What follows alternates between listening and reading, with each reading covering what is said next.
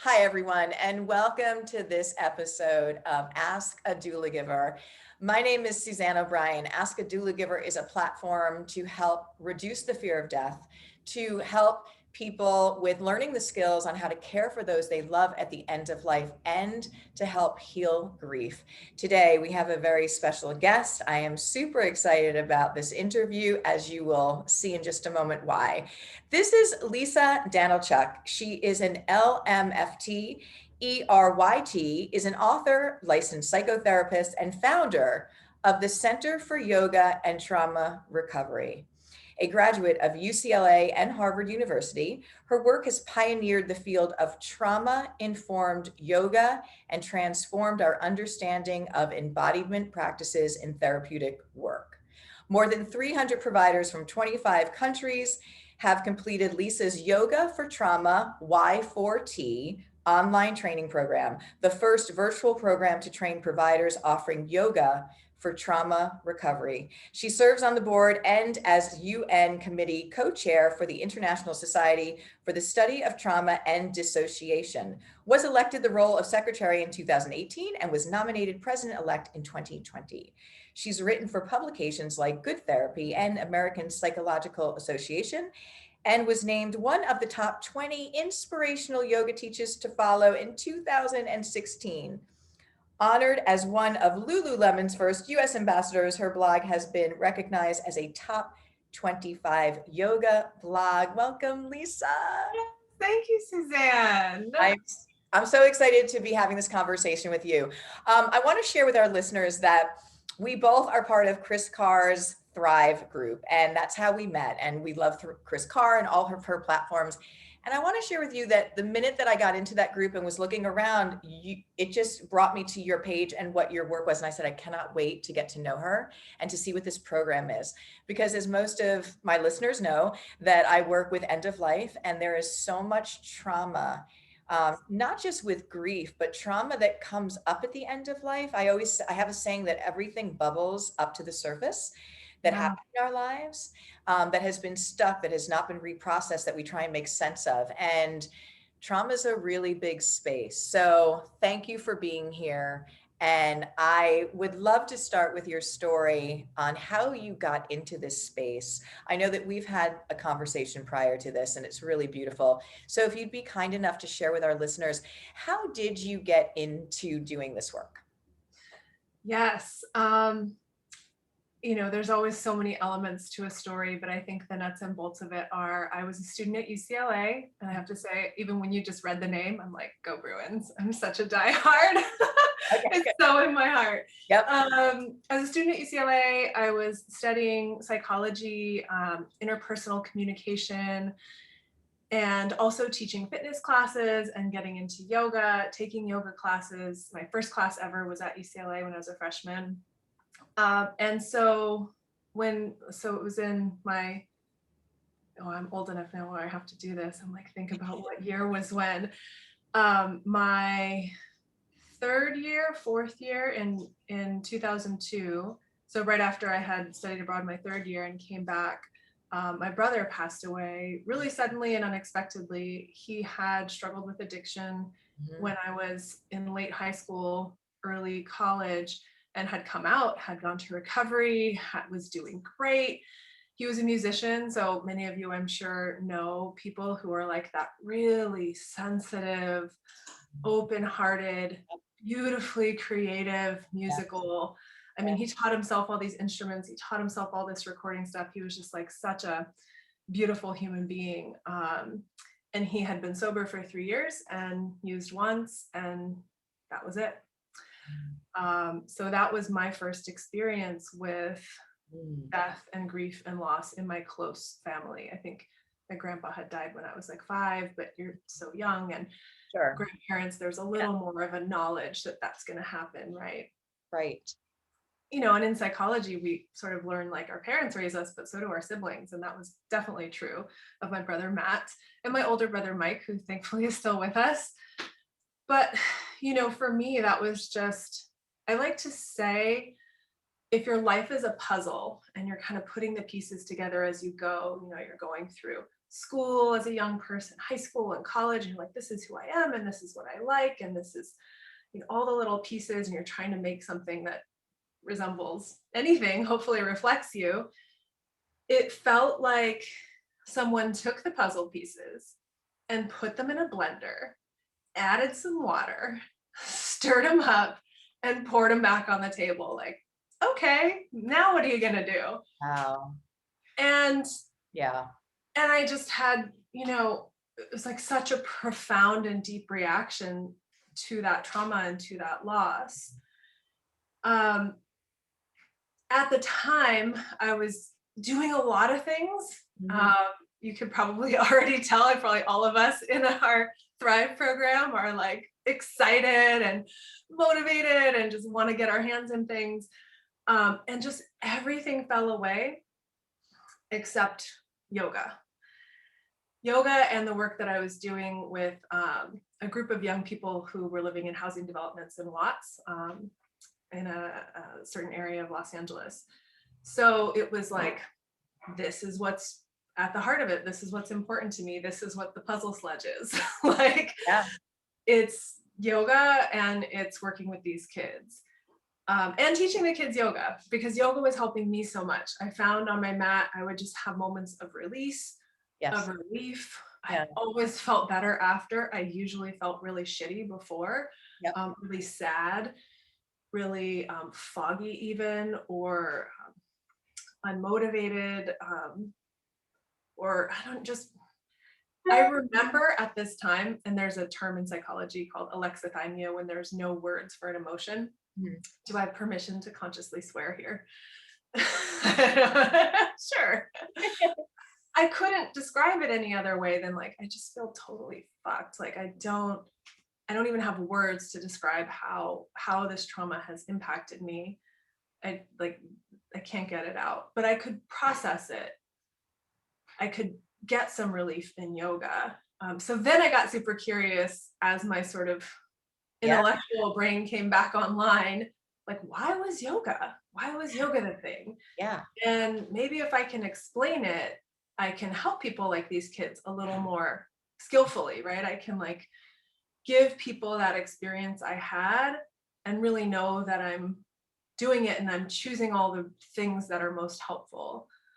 So that's a little bit about my story. And like I said, there's so many rivers and avenues we could go down.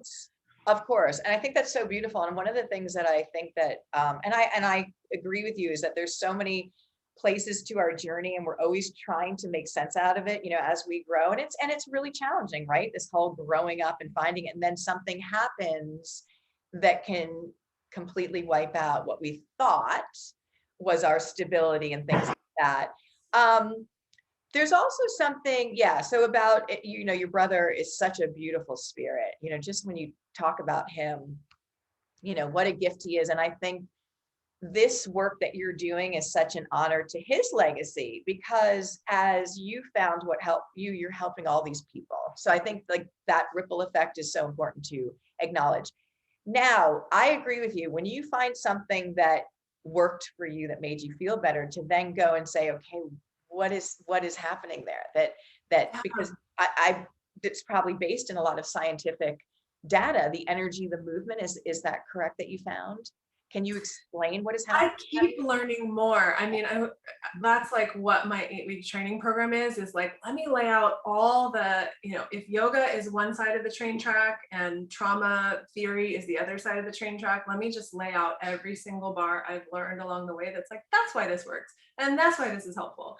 And I continue to learn, and, I'll continue to revamp this program with more information. Like, even lately, as I've been learning more, biology and neuroscience stuff, I'm like, oh, I gotta add this in. Oh, I gotta add this in, because it even more specifically describes the mechanisms in our brains and in our bodies. And I like that stuff too. And I also feel like just the spiritual element of yoga was really important to me. Like you just said, I just described my brother, and you get this like feel, right? Yeah. I also noticed, when I started working more in like a one-on-one counseling capacity, I worked a lot with youth for a long time. So big groups. And I love that. Sometimes one-on-one, but it would be like playing cards. But when I started working with people who were grieving, one, I had a lot of empathy for that, even if their experience was very different. And two, I very much felt like I did with my brother, this, like, I would feel a presence when they would talk about the person they had lost. And so that experience really opened me, as much as I'm, scientifically oriented. I've always also been really interested in energy and spirituality. And it really opened me to like embrace that, Yes. use it. Yeah. And, when you kind of feel someone there to Yeah. speak to it in a session, like, what if your dad were here right now? What do you think he would say to you? Because Yeah. I feel him like, hey, Yeah.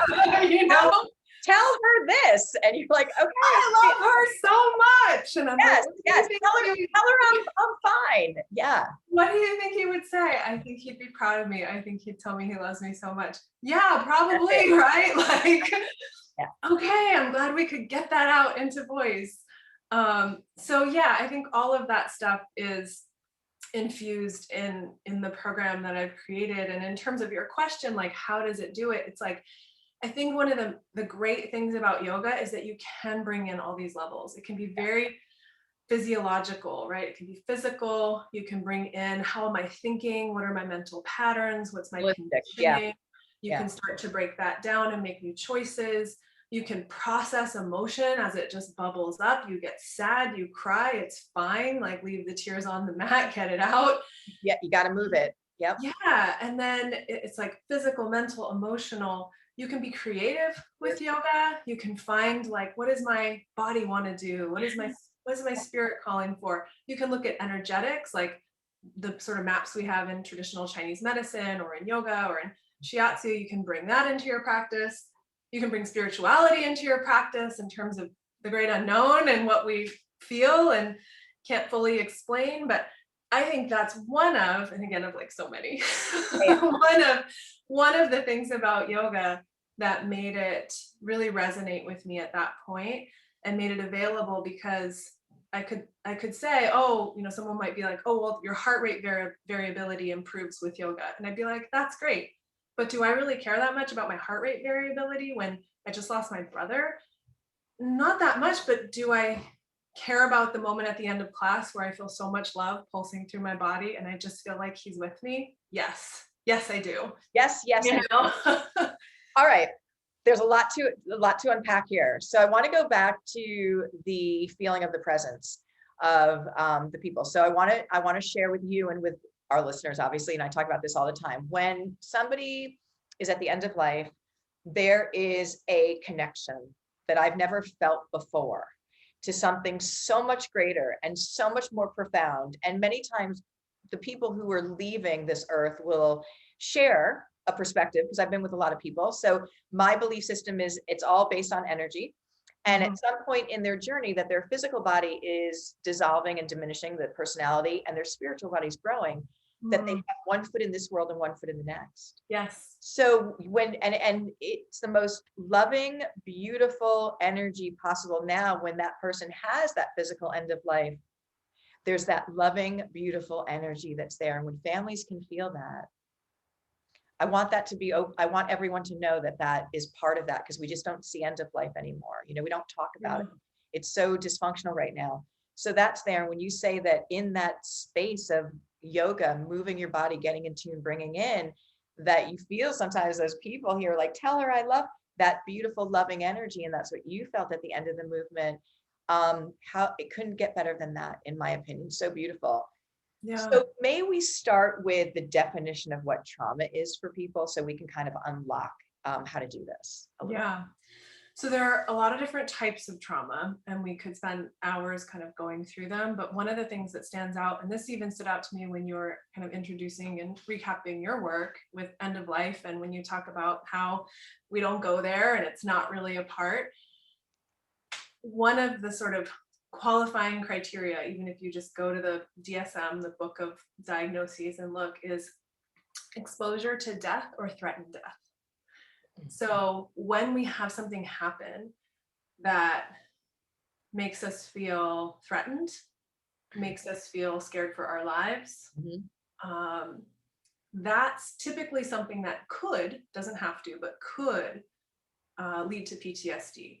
So if you think of examples of post-traumatic stress, and I always like to give like a content warning, even if I'm just going to talk about types of trauma, because people listening have probably had these types of trauma. And especially if you haven't had a lot of space to work through it, even saying what happened could bring things up. So there are things like veterans, right? People who are in combat, who go to war and experience that. There's sexual assault and rape.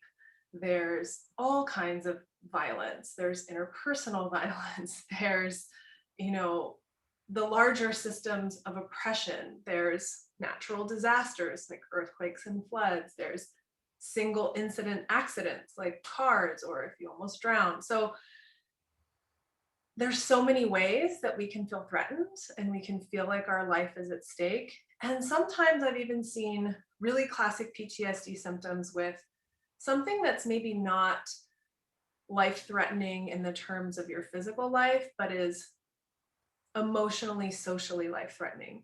If you're isolated, neglected, right? Teased, left out, those kind of things. In a way, evolutionarily speaking, if you were left out of the group, like you were more likely to die. Sure. So there can be that connection too, where your body, your whole being at some level feels threatened, feels like it was close to death and needed to sort of figure out a way to survive. Those are things that can lead to PTSD. And when we talk about classic, just sort of simple, for lack of a better term, post-traumatic stress, people are experiencing intrusions, like thinking about something without wanting. It's not like, oh, I'm going to reflect on my brother right now. It's like, I can't stop. Yeah. The image of him is coming to me while I'm trying to study, right? Like that sort of interruptive dream or thought. Avoidance, right? So people feel like this is too much. I have to do, like, I just can't be with it. It's too much to bear. So we'll turn to sometimes healthy coping mechanisms like exercise or being social, sometimes things that harm us like alcohol, drugs, sex, spending, working, right? Yep. There's something overwhelming, intrusions, some way to cope, avoidance. Usually when people have sort of classic PTSD, they're doing something that's harming them to avoid. And then trauma can really change what's happening in our nervous system. So we might be really stuck on or really stuck off or vacillating between the two or kind of feeling both at the same time. So our nervous system is just dysregulated and can't really find that cool, calm every day. Okay, I've got some challenges, but I've got tools to work with it. I can rest. I can, rise to the occasion. That's kind of that middle of the road functioning of our nervous system. We tend to be more on the extremes. Sure. And then the last thing is just changes in our mood and our thoughts. So if you're used to being a pretty happy-go-lucky person, something happens and all of a sudden you're very cynical or downtrodden all the time, or it actually shifts your everyday experience of life, or your thoughts start to change. Some people start thinking about harming themselves, right? Even though they're escaping some kind of harm, it's just really feeling a lot of difficult feelings. So that's kind of the nutshell of how we would define trauma in a very clinical sense. But I find when I describe that, people are like, like, I think everyone can be like, okay, check. Yeah. I've had I've had that happen. Oh, I've had that happen. Oh, I've had that happen. Oh, me too. Yeah. Yeah. And it's fascinating from an end of life practitioner's point of view. It's interesting because we look at the whole life journey. There's something called a life review, and we help people to find, if we can, the acceptance and make sense of things that have happened. And this, to me, in my belief system, is part of the whole journey of life, is to go through these experiences. They can be very painful. They're part of it to find our way back to that peace, that soul, that pure place underneath all the pain and underneath all of the false belief systems that we truly are, get back to our home of ourselves. And it's not easy. I'm not saying it's easy to do, but it's part of the journey, in my opinion, of what this life is supposed to teach us. So trauma is part of it. And I know not everyone experiences this, but for me and for other people I've known, like a friend of mine from UCLA, actually, who lost her daughter about a year ago, really suddenly and tragically, there's so much, I felt so much love at the same time, like so much love that I almost didn't feel as connected to these like everyday people around me, people I was working with, because they were just sort of doing daily stuff. But I was like, I feel this like profound, and I think it's why I felt good working with kids, because I could just love on them. Like they needed it. I had it. It was like, I just felt so much of that. And I know, I've heard from my friend as well who lost her daughter. It's like, there's so much love rising up in the absence of this person that, and I know not everyone experiences that, but I've heard it enough. It's like, sometimes we'll call it post-traumatic growth or call it whatever you will, but it feels like there's some sense of a void. A person was taken or they left, or it was their time or not. And then there's just this swelling in. Like if we can feel the pain and open to it, we can also receive so much love and support. And again, like I don't want to alienate people who don't feel that, but I want to really validate people who do feel that, because sometimes it's kind of a strange combo to be like, I'm so sad and devastated and heartbroken, but my heart has broken so wide open that everything is beautiful. And Woo. Right? Woo. What if we shared that information? So right now we're not talking about end of life. Most people haven't seen it. It's the number one fear in this world. What if we shared that as is part of it? Wow, I don't think we'd be afraid at all. In fact, we'd look at this whole thing with a much different perspective. I feel like I have to share about my grandma. I don't know if I've shared about her with you, but she lived to almost 105. She just passed in 2020. Yeah, I think the pandemic came and she was like, bye guys, I'm good. Like, good luck. Good luck. If I'm not going to see you for my birthday, I'll see you on the other side. But I started going out to visit her for her birthday. She lived in New York and on Long Island. And I would go out to visit her every year, and my whole family would go out to visit her every year. And she was like one of my favorite people to be with in the whole world. And it was because, in her 90s, and I didn't know her as much. We didn't go back and forth from coast to coast when I was a kid, just a couple times. But when I got older and I would travel to New York for work or whatever, I always go see her. And we would just sit in her backyard on her little porch. And it's like this tiny house, like one of the first houses in Shirley, New York, that like then they built out a little bit. Like you see the old pictures, there's nothing around, right? This little house, very modest, this little porch, simple chairs and an umbrella, little view of a fence and some trees. And we would just sit there, and it was like the most majestic. She would look at the birds and the bees and the trees. She'd be like, some people don't see it. It's so beautiful. And I feel like you were saying earlier, she had this experience where as she came closer to the end of her life, we didn't talk about death and dying, but she was so present in the moment and so appreciating her life now. I had this moment where I was like, I should record her talking about her life in Brooklyn. Like, let's do an interview. And she was like, that stuff's done. We don't need to talk about it. Like, let's just be here. And wow, birds and the bees and the trees. And I was like, oh yeah, okay. Like that's really the lesson of it. And I just loved being around her because it was just enjoying what you had. And she would say things like, I had a good life and I have everything I need right here. And I'd be in this like struggle of like, oh, I've got to do this and I've got to do that. And she'd just be like, I have everything I need. And I was like, yeah, you do. So I feel like there's this wisdom, like you said, the spirit kind of grows as the body diminishes, where she really brought that presence, even without lecturing me about it or describing it. I felt it and I loved being with her because of it. I love her too. So, so my patients have said to me that, and what we've learned in all our time doing this work is that it's a frequency, it's a vibration, and I feel like that's what you get with that yoga mat. When you're doing that, you're tapping into a higher frequency of presence, of awareness. Literally, this is physics, so there is science that's tied to it. But they tell me, and what I gather, so my patients sometimes who've gotten, again, in that space of end of life, they have said to me that cancer was the best thing that ever happened to me. And I used to think, how could they say that? And also when I worked in Thailand doing Doulagivers trainings, and for a month over there, I remember this temple that had end of life care. the patients, and I sat with them in a group, they said, this is the happiest I've ever been in my life, because they found that presence. Yeah. They found forgiveness. Forgiveness was a huge part, but they found the frequency of being present in the moment where the magic is happening. And also the other thing that they've taught me, which is so beautiful, is that there's actually two directionals that guide us. And one is the ego programmed mental mind that's like always telling you, hurry, hurry, and having you scattered. And then there's the heart center, which is your true soul. And once the ego dissolves and you get closer to that end of life or that aging, I feel like you just know that this is the truth and this is who you are. And there's so much peace and harmony and joy and love in that. And your grandmother was that example, because she's right. Look at the magic everywhere, just right here.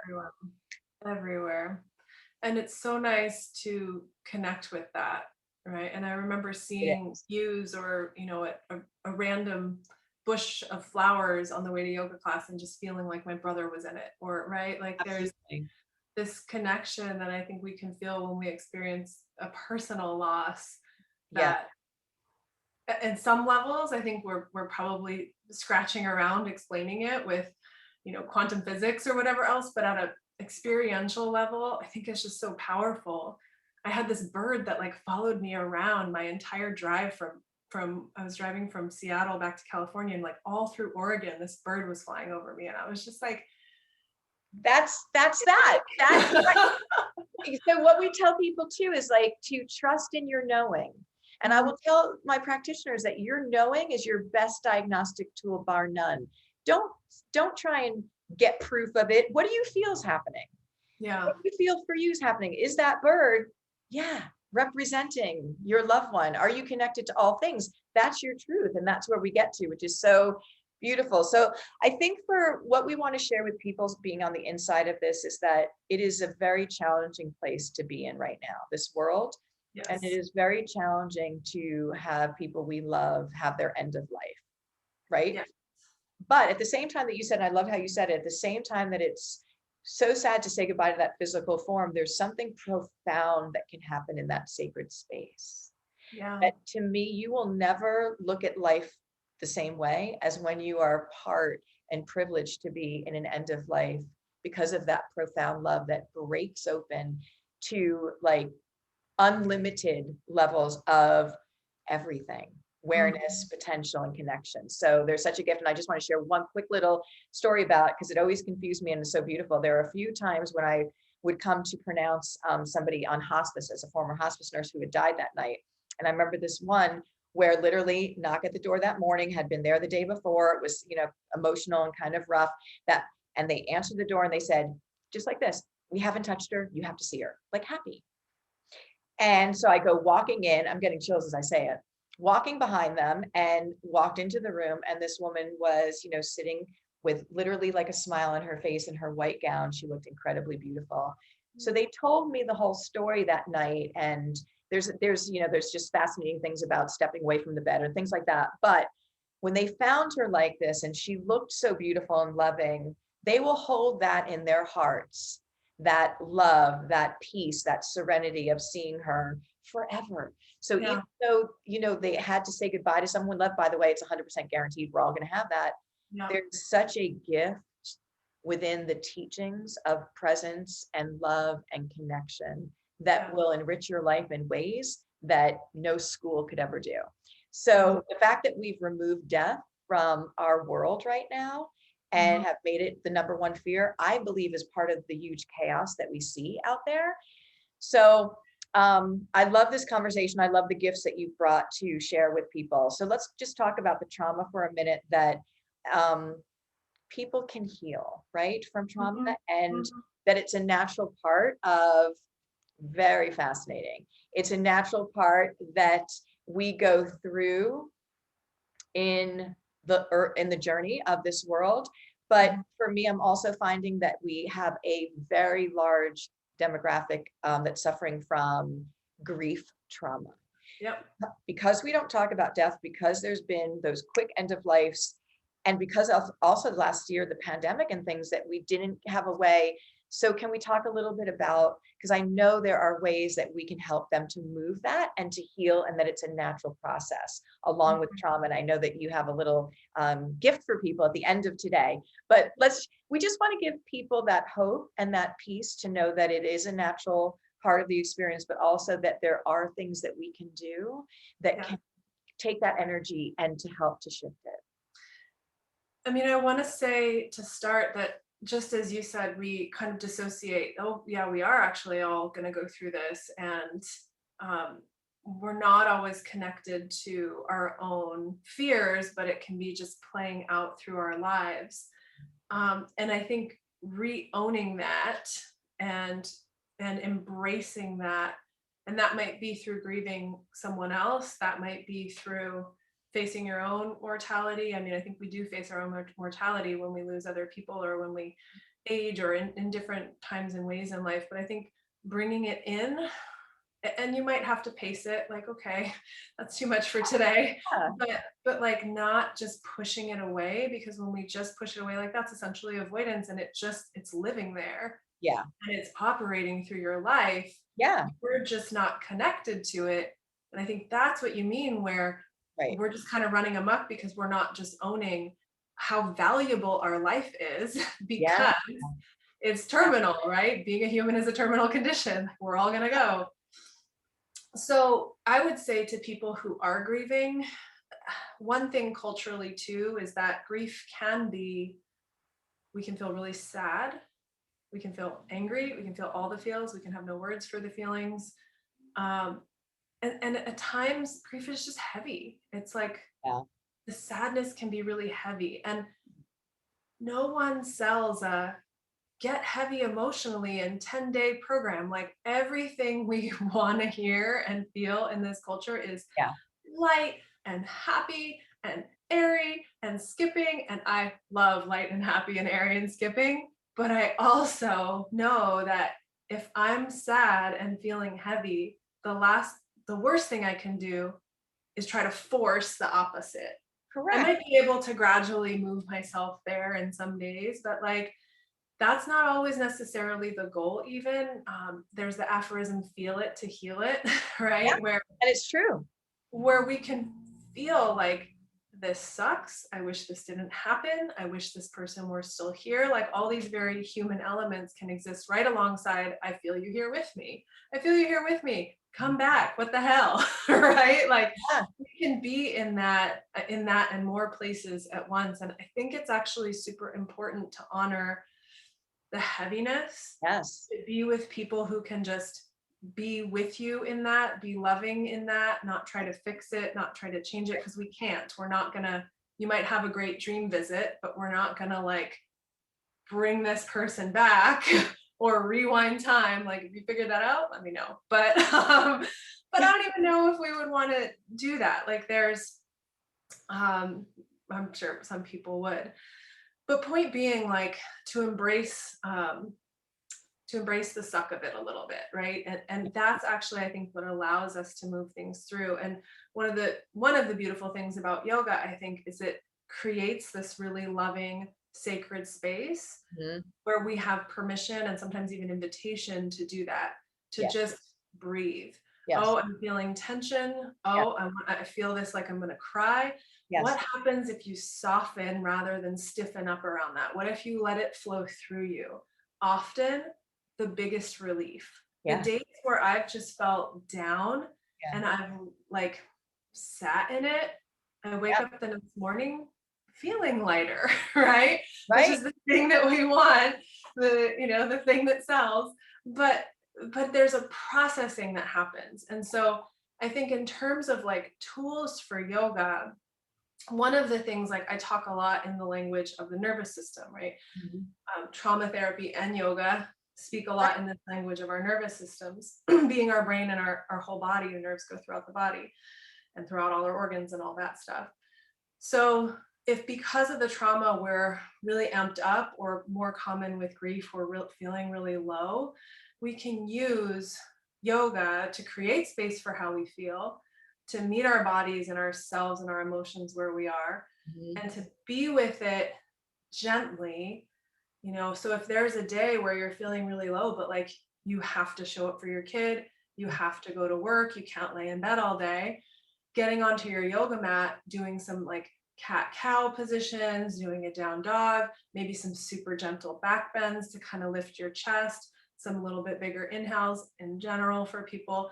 There are these just simple physiological ways and energetic ways we can kind of breathe a little life into our bodies so that we can be there for our kid and not abandon them or, make things more challenging. Yeah. So I think with grief, yoga allows us to be with those feelings, to not totally separate from them. And it can help us manage where our nervous system is so that we can continue to function to the degree that we need to in life. And I also think for people who have the ability or the capacity, given your circumstances, there's a lot of wisdom at times. Like, someone who's grieving will be like, oh, they're depressed. It's like they might actually need to cocoon for a while, and all this energy is going in to reorganize. They had this huge heart connection with someone that's like kind of flailing and trying to figure out where it goes and what to do with it. Like, if you just give some time, no, I'm not saying like be clinically depressed for years and don't do anything about it. Definitely get help in this too. Definitely get support.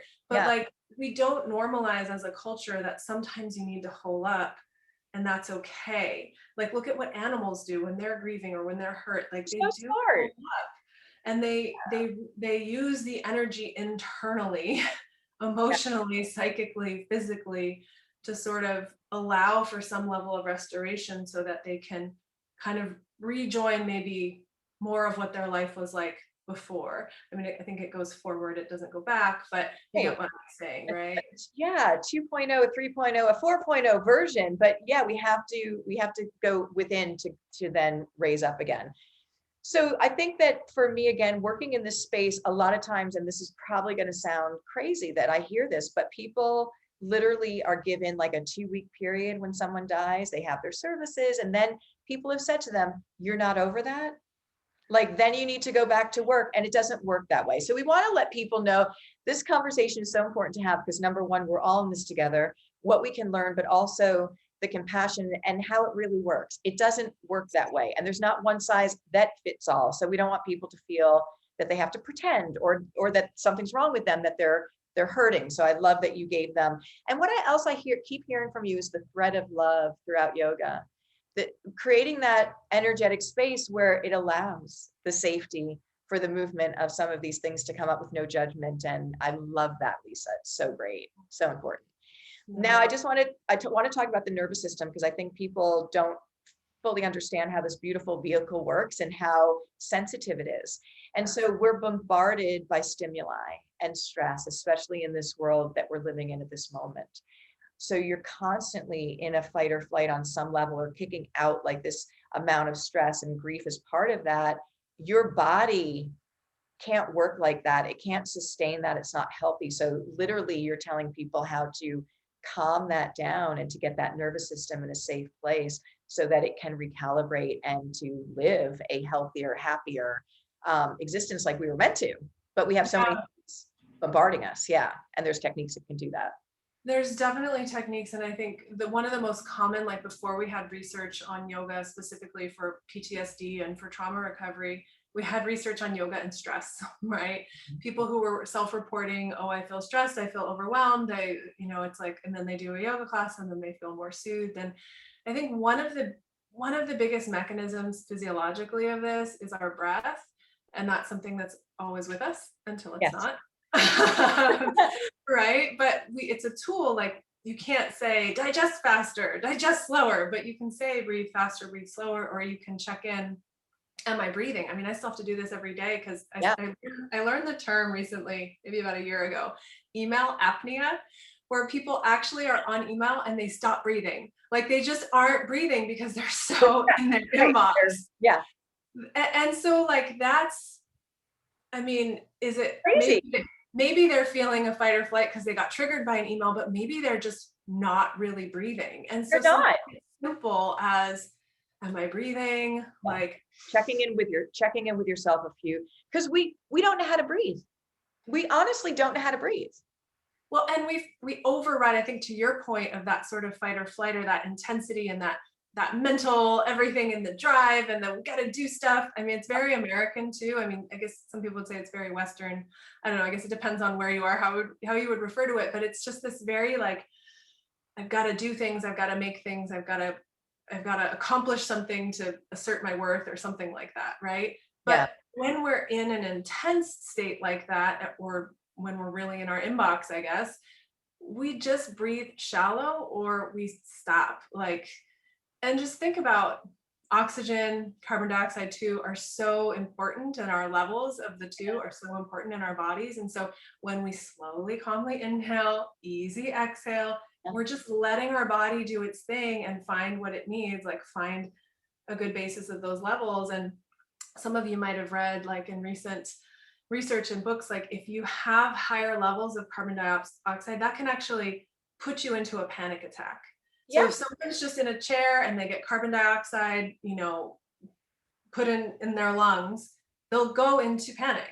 And so if you're starting to feel like, like breathe out, breathe out, breathe in, breathe out, breathe. And it can actually really help. And the sooner people notice, because once you get to a certain like tipping point of a panic attack, I think it's really hard to do this, but when you do it sooner, you can totally cognitively, and with that somatic practice, just that awareness of breath and easy breathing, you can work your way around that and maybe deal with if there's a fear there or there's a thought there or there's something else, you can deal with that aside, but you don't have to physiologically get to that point. And I do think when we have a lot of trauma and we're not aware of our nervous systems and we're not aware of how things work, like this stuff's just going on in the background and we're like, how come I don't feel it? I feel like I can't breathe. Well, maybe there's some stuff there. And that's where I think like clinical support is really helpful, because a therapist can help you kind of figure out, well, what are the triggers and what is this memory? If you've had medical trauma, some people I've worked with have almost drowned.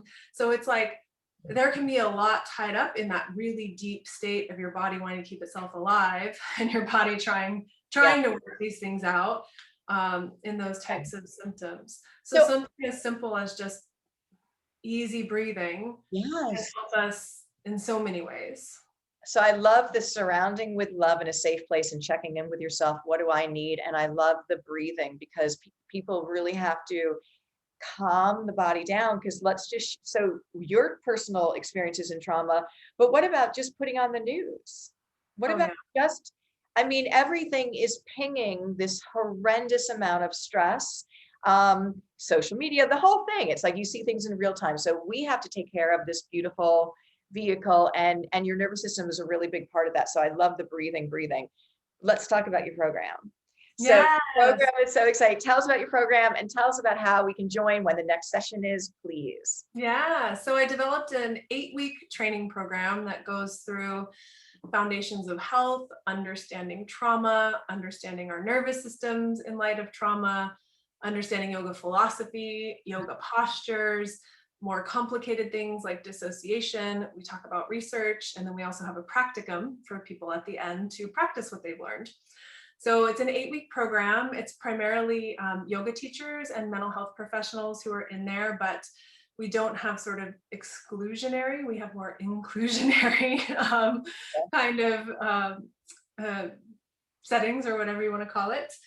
So we also have some allied health professionals, definitely some folks working in hospice in there. And what I always hear from people at the end of the program is like, wow, I didn't realize how much I was going to get out of this going through it. Because it's mostly people who are looking for professional training, want to help other people, which is great, because like we want to help other people so much. And like, this is our one precious life. So I'm really happy that when people finish, they can be like, wow, this actually helped me or my partner or my family. Because trauma just happens to all of us.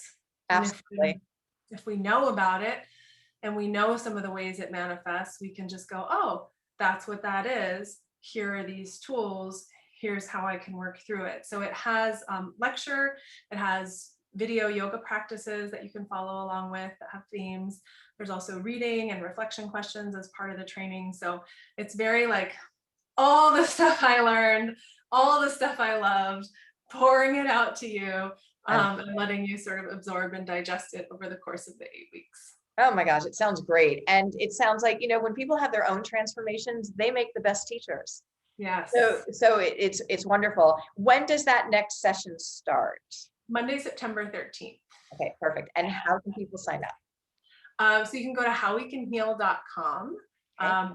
So that's the main website. If you go to /Y4T, or you can go to the little drop down and go to Y4T online training program, then that'll tell you all about the program. It'll walk through all the 8 weeks. It'll give you all the info you need. And you can click through there to, depending on when our enrollment is open, either enroll or get on the wait list or apply. Love it so much. Now, Lisa, you also did something very special for our listeners. You have a gift for them. Can you tell them about that, please? Yes. So my second book is called How You Can Heal. My first book was about yoga and trauma. My third book is about yoga and trauma. This book is meant to just be kind of a download of tools, and it's follows the chakra system. So it's tools for grounding and centering and just a whole brainstorm of ways you can use your body, ways you can use different techniques to support yourself and to support other people who are going through trauma. So one of the things we didn't get into too much is we talk about treating trauma, but we sometimes forget, as like mental health clinicians and doctors and everyone, we're so focused on like, what's the problem? But like, what's the opposite of the problem? That's a very yogic way to think. Let's like flip it. What's the opposite? So a big important thing is resourcing, right? Sometimes we talk about this in terms of self-care, but it's like psychologically resourcing yourself. So the whole book is psychological resources. I feel really good about sharing it because I don't have to give a trigger warning. It's like all the positive good stuff that can support you and can support people around you.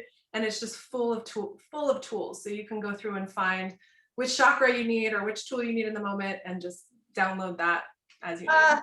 I love it so much. And how can people get that? So you can go to howwecanheal.com. I think I'll set up /Doulagivers. Perfect. So what we'll do is we'll have all of your links below for everyone for easy finding. And we want to thank you for that gift. And I want to thank you just for the platform and the work that you do, because it is so needed and so important. And I think you're just at the very beginning of how you're going to be doing so much more and helping so many more people, because we all have trauma. Yes. And it's okay. And it like you're saying, it's okay. And we can heal from it with the right love and techniques. And we can just include it. Right? We can just include it on our journey. It doesn't have to be fragmented in a way. It can just be part of who we are, part of life. I think there are some cultures that are better of just like including all of it. Like even with death, including death in our experience, and then we can move forward together. So thank you too for all of your work and for having me here. It's just such an honor, and I'm so glad you're doing everything you're doing. Thank you so very much. Okay, so you will have all the links for all the gifts and how you can join in the program below. Lisa, thank you so very much for being a guest on Ask a Doulagiver. I really appreciate it. Thank you, Suzanne. I've got my water bottle. That's right. Drink water. All right, everyone. Thank you so very much. This was Ask a Doulagiver. My name is Suzanne O'Brien. I will see you in the next episode. Thanks, everybody. Thank you.